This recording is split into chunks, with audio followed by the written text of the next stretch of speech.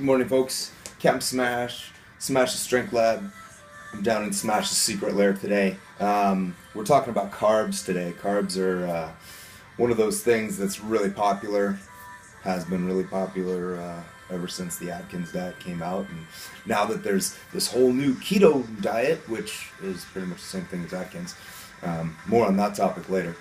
Carbs have really gotten a bad rap, and hopefully you'll kind of see in this blog post that I just wrote to accompany this video is that carbs can be bad for you, but it kind of depends on where you start off. And the reason carbs are kind of hated on right now is, number one, they're in freaking everything.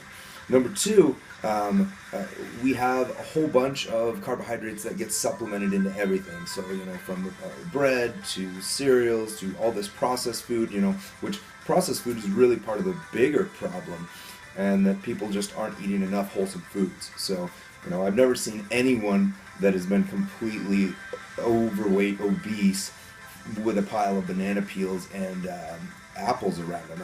It just doesn't happen. So, but for most everyday people that don't have a very active lifestyle, they're not really training hard, they don't need a whole lot of carbohydrates to get through their day.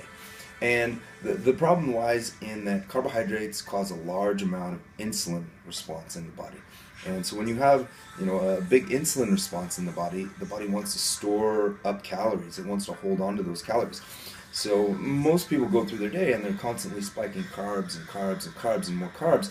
And their insulin levels are spiking up and spiking up and spiking up. And so we get this effect of storage, the body storage constantly happening. And that prevents us from losing body fat.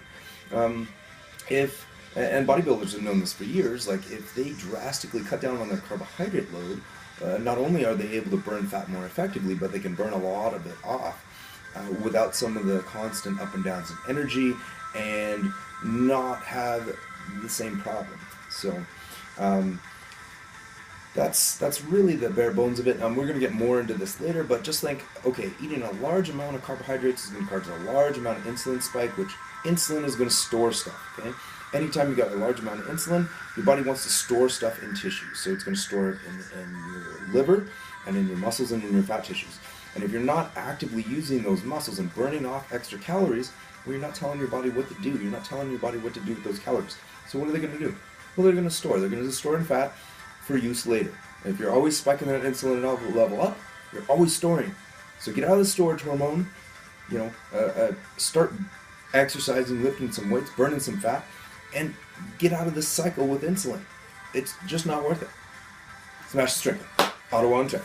Check you later.